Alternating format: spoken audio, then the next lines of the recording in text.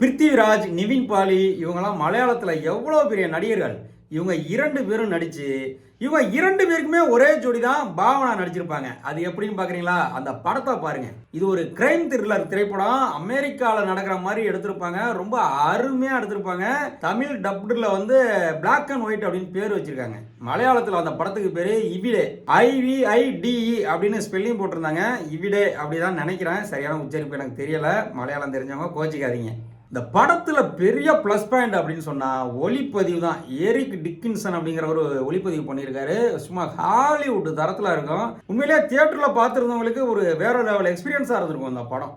அவ்வளவு அருமையான ஒரு சினிமாட்டோகிராஃபி. பிருத்திவிராஜை வந்து 6 வயதாக இருக்கும்போதே இந்தியாவிலேருந்து ஒரு வெள்ளைக்கார பெண்மணி தத்தெடுத்துட்டு போயிருப்பாங்க. அதனால அவர் கொஞ்சம் மனப்பிறழ்வாகவே இருப்பார். தன்னை ஒரு அமெரிக்கன் அப்படின்னு நினச்சிக்கிறதுக்காகவே அவர் தமிழ் கற்றுக்க மாட்டார். ஒன்லி இங்கிலீஷ் சாங்ஸ் தான் கேட்பாரு, இங்கிலீஷ் தான் பேசுவார்.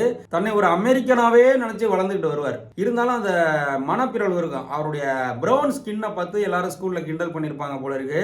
அதனால பார்த்தீங்கன்னா ஆங்கர் இஷ்யூஸ் வந்து அவருக்கு நிறையா இருக்கும். அவருடைய மனைவி தான் ரோஷினியாக நடித்த நடிகை பாவனா. இவங்க 2 பேரும் லவ் பண்ணி கல்யாணம் பண்ணியிருப்பாங்க. ஒரு பெண் குழந்தை இருக்கும். பிருத்திவிராஜுக்கு இருக்கிற ஆங்கர் இஷ்யூஸ்னால அவங்க டைவர்ஸ் பண்ணிட்டு போயிடுவாங்க. இந்த குழந்தைய வந்து அப்பப்போ போய் பார்த்துட்டு வருவாரு. பாவனாவுக்கும் பிருத்திவிராஜுக்கும் 50 அடி இடைவெளி இருக்கணும் அப்படின்னு சொல்லி கோர்ட் ஆர்டர் இருக்கும். பிருத்திவிராஜ் என்னவா இருப்பாரு? பிருத்திவிராஜ் ஒரு போலீஸ் டிடெக்டிவா இருப்பாரு. அட்லாண்டா போலீஸ்ல வேலை பார்ப்பாரு. இவர் கையில ஒரு கொலை வழக்கு வரும். அதாவது அந்த சீரியல் கில்லர் வந்து இந்தியன்ஸையா தேடி பார்த்து கொள்ளுவான். அதுவும் குறிப்பாக சாஃப்ட்வேர் லைனில் இருக்கிற இந்தியன்ஸையா பார்த்து கொள்ளுவான். அது ஏன் அப்படின்னு சொல்லி கிளைமேக்ஸில் அந்த ட்விஸ்ட் வச்சுருப்பாங்க. நிவின் பாலி ஒரு பெரிய சாஃப்ட்வேர் கம்பெனியில் வந்து CIOவாக இருப்பார். சீஃப் இன்ஃபர்மேஷன் ஆஃபீஸராக இருப்பார். அவர் தான் அந்த கம்பெனி முன்னேறினதுக்கே காரணமாக இருப்பார். அவ்வளவு உழைப்பை போட்டிருப்பார். 500 பேர் இந்த கம்பெனியை 50,000 ஊழியர்கள் உள்ள கம்பெனியாக மாற்றிருப்பாரு. ஆனால் அந்த கம்பெனி முதலாளி என்ன பண்ணிடுவார்? அவருக்கு CEO போஸ்ட் கொடுக்காம அவர் பையனுக்கு கொடுக்க பார்ப்பாரு. அப்போ நிவின் பாலி என்ன பண்ணுவார்னா முதலாளியை வந்து ஒரு லேடிஸ் மேட்டரில் மாட்டி விட்டுருவார். மாட்டி விட்டுட்டு முதலாளியை பிளாக்மெயில் பண்ணுவார். இதற்கிடையில் இந்த சீரியல் கில்லர் இருக்காருல்ல, அவர் கொல்ற எல்லோருமே இந்தியன்ஸாக இருப்பாங்க. இப்போ பிருத்திவிராஜுக்கு நிவின் பாலி மேலே தான் சந்தேகமாக இருக்கும். நிவின் பாலிக்கு தெரிஞ்ச எல்லாரும் தான் கொல்லப்படுறாங்க. அப்போ இந்த சீரியல் கில்லர் இவன் தான் அப்படின்னு பிருத்திவிராஜ் நினைப்பார். இதற்கிடையில் நிவின் பாலி கம்பெனிக்கு ராஷ்னி மேத்யூ வேலைக்கு வருவாங்க. அந்த ராஷ்னி மேத்யூ தான் பாவனா. அவங்க தான் பிருத்திவிராஜோட மனைவி. இப்போ டைவர்ஸ் ஆகியிருக்காங்க இல்லையா, அவங்க இந்த கம்பெனிக்கு வேலைக்கு வருவாங்க. வேலைக்கு வந்ததுக்கப்புறம் தான் தெரியும் 2 பேருமே இந்தியாவில் இப்போ கிளாஸ்மேட்டாக இருந்திருப்பாங்க. யார்? நிவின் பாலியும் பாவனாவும். அதனால இவங்களுக்குள்ள ஒரு லவ் உருவாயிரும். இது வேற பிருத்திவிராஜுக்கு தெரிய வந்துடும். இப்போ பிருத்திவிராஜ் கையில் அந்த கொலை கேஸ் இருக்கும். அவர் நிவின் பாலி தான் கொலைகாரன்னு முடிவு கட்டி நிவின் பாலியை அப்படி விசாரிச்சுட்டு இருப்பார். நிவின் பாலி தன்னுடைய மனைவியை காதலிக்கிறதும் மனைவி நிவின் பாலியை காதலிக்கிறதும் அவருக்கு பிடிக்காது பிருத்திவிராஜுக்கு. இதில் வேற அந்த கொலை கேஸில் வேற நிவின் பாலி மாட்டிக்குவார். பிருத்திவிராஜ் கொலையாளியை கண்டுபிடிக்கிறாரா, நிவின் பாலி தான் கொலையாளியா அப்படிங்கிறதான் கிளைமேக்ஸில் சொல்லியிருப்பாங்க. பிருத்திவிராஜ் அருமையாக நடிச்சிருப்பார். இவர் 6 வயசாக இருக்கும்போது தத்து எடுத்துகிட்டு வந்தாங்க இல்லையா, அப்போ வந்து புருஷன் முண்டாட்டியாக இருக்கவங்கள இப்போ அம்மா மட்டும்தான் வளர்ப்பாங்க. அந்த கணவர் வந்து டைவர்ஸ் பண்ணிட்டு போயிடுவார். இப்போ அந்த வளர்ப்பு அம்மா வேற ஒரு கல்யாணம் பண்ணி வேற ஒரு கணவரோட இருப்பாங்க. அதனால் அவர் அப்பான்னு சொல்ல முடியாது பிருத்திவிராஜால். அவர் என்னதான் நல்லது பண்ணாலும் பிருத்திவிராஜ் வந்து அவரை முறைச்சிக்கிட்டே இருப்பார். அவர் சொல்கிறதுக்கெல்லாம் ஆப்போசிட்டாக பேசுவார். வீட்லேயும் இப்படி பிரச்சனையாக இருக்கும். மனைவியும் வேற டைவர்ஸ் ஆகி போயிருப்பாங்க. இந்த லட்சணத்தில் போலீஸ் டிடெக்டிவ் வேற, கையில் வேற துப்பாக்கி இருக்கும். எப்போவுமே மனுஷன் வந்து ரொம்ப மன உளைச்சல் இருப்பார். அதற்கு என்ன காரணம் அப்படின்னு சொல்லி ஃப்ளாஷ்பேக்கில் ஒரு சீன் சொல்லியிருப்பாங்க. இவரால் ஒரு நண்பர் வந்து இறந்து போயிடுவார். ஒரு போலீஸ் கூட போன, இவரை நம்பி கூட போன ஒரு போலீஸை வந்து ஒருத்தன் சுட்டு கொன்றுவான். அதுக்கு முழுக்க பிருத்திவிராஜோட முட்டாள்தனம் தான் காரணமாக இருக்கும். அதை நினச்சி வேற அவர் ரொம்ப இதாக இருப்பார், மனப்பிறழ்வில் இருப்பார். ஒரு புருஷன் பொண்டாட்டி சண்டை நடந்துட்டு இருக்கோம். புருஷன் கையில் துப்பாக்கி இருக்கும். அவன் பொண்டாட்டி மேலே வந்து சந்தேகப்பட்டு இருப்பான். இவங்களுக்கு 911க்கு கால் பண்ணியிருப்பாங்க அந்த ஒய்ஃபு.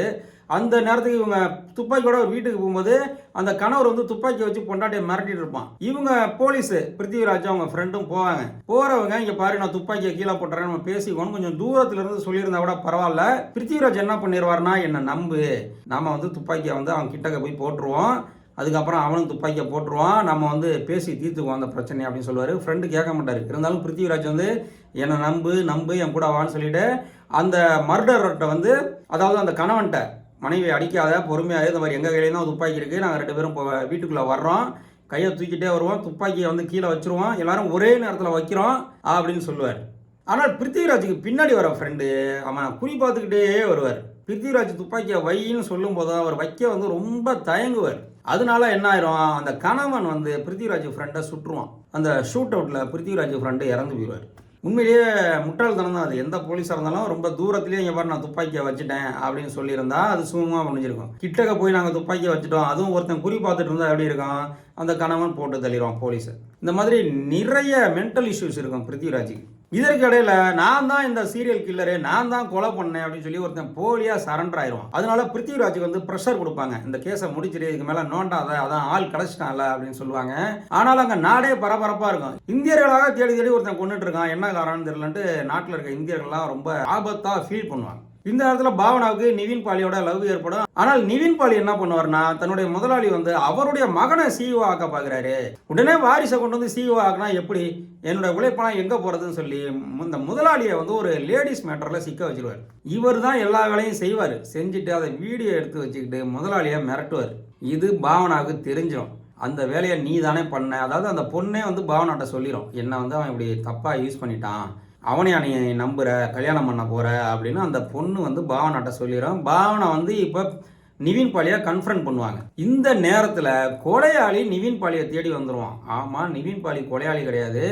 நிவின் பாலியை தேடி அந்த கொலையாளி வர்றான். அந்த காரணம் என்ன, இந்தியர்களையா தேடி தேடி அவன் கொல்றதன் காரணம் என்ன அப்படிங்கிறதான் கதை.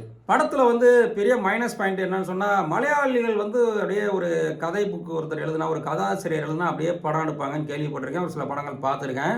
ஆனால் சினிமாங்கிறது வேற இல்லையா, சினிமாவுக்குன்னு ஒரு கற்பனை திறன் வேணும், கொஞ்சம் மாடிஃபை பண்ணி எடுக்கணும். நம்ம உடனே தமிழ் சினிமாலாம் சினிமாத்தனமாக இருக்கும், மலையாள சினிமாலாம் ஒரிஜினலாக இருக்குங்க அப்படிலாம் சொல்லாதீங்க. தமிழ்லேயே இவ்வளவா அருமையான சினிமா வந்திருக்கு.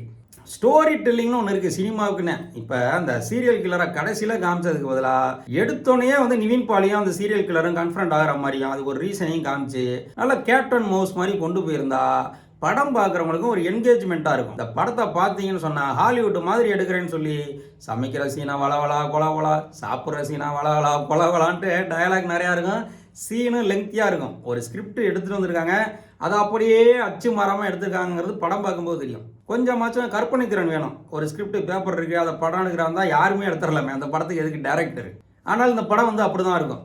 ஒரு கிரைம் த்ரில்லரில் உள்ள அந்த பரபரப்பு இருக்காது, அவ்வளோதான். ஒரு ஃபேமிலி ட்ராமா மாதிரி போயிட்டுருக்கோம். கிளைமேக்ஸில் தான் வில்லன் வருவார், இதனால தான் நான் கொல்றேன்னு சொல்லுவார், சப்புன்னு இருக்கும். படத்தை ஏன் பார்க்கலாம் அப்படின்னா, பிருத்திவிராஜ், நிவின் பாலி, பாவனா இவங்களோட பெர்ஃபார்மன்ஸு, அந்த ஒளிப்பதிவு, அதுக்காகவே இந்த படத்தை பார்க்கலாம். அவ்வளவு ஒரு அருமையான திரைப்படம். மிஸ் பண்ணாமல் பாருங்கள். தமிழ் டப்பிங்கில் இருக்குது, யூடியூப்பில் ஃப்ரீயாக கிடைக்குது, சன் நெக்ஸ்ட்லேயும் இருக்குது. நன்றி, வணக்கம்.